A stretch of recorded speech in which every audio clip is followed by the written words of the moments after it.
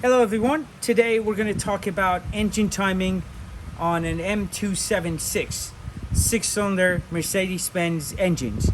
276, that's the designation for the engine. This car that we're working on is a 2014 ML350.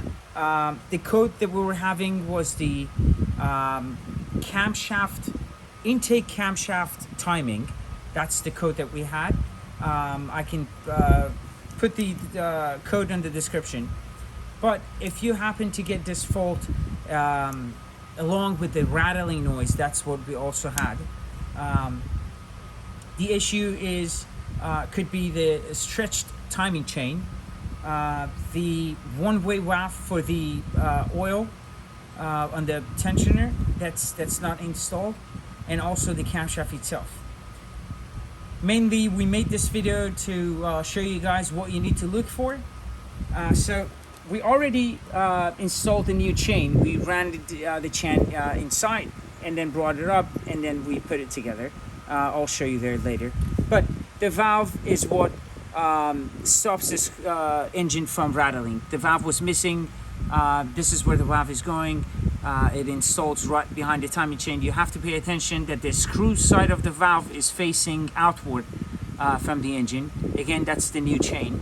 The camshaft, when we rotate the camshaft, we notice that the camshaft is rotating, like the adjuster and the camshaft was rotating separately.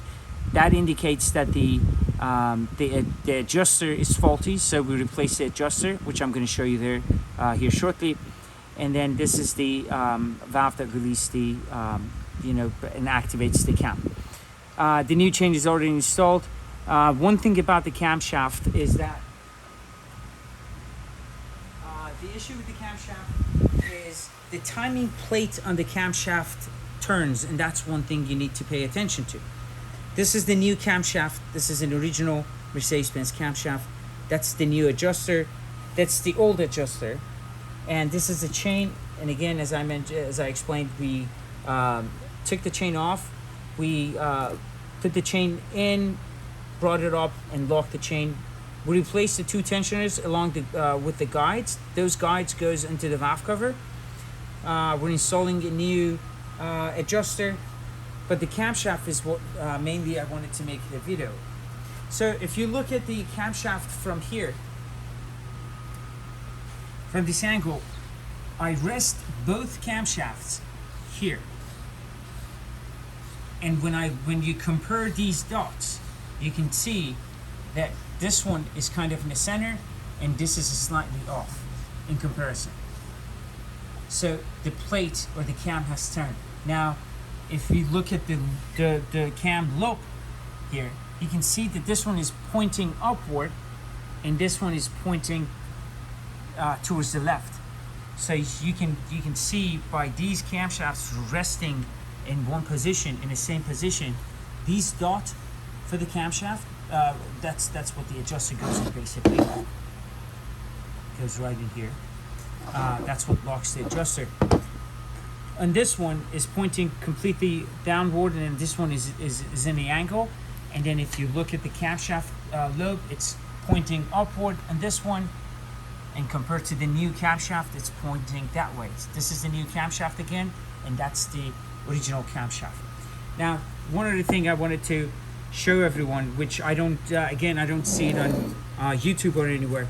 When you get a new camshaft, there is this marking here. Point this.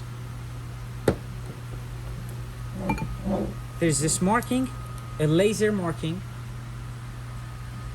To zoom in, there you go. You can see it here. There's one on the cam itself, and there's one on the plate, on the backing plate. These two should line up. As long as they're lined up, that means that the plate is not, it has not turned. Okay. On this camshaft, we're missing, and it doesn't have that. It's either missing, but you can. We also check the back of the cam to see if the marking is there, but there's no marking, so we couldn't tell whether it's turned or not. But normally, they do have this laser marking that you can check and make sure that your cam has not turned right here. don't know if you can see. That's the marking. So that's the other thing. So you always want to remove the adjuster and check the marking and make sure that your marking is correct. You can lay the camshaft, you know, in the same position and compare the lobes and also the pins that I showed you earlier. Again, we're replacing the new adjuster, we're installing the cam, and we replace the chain. We put the one-way valve to take care of the rattling noise. And I hope this video helps everyone that doing a timing on an M276 6-cylinder Mercedes-Benz.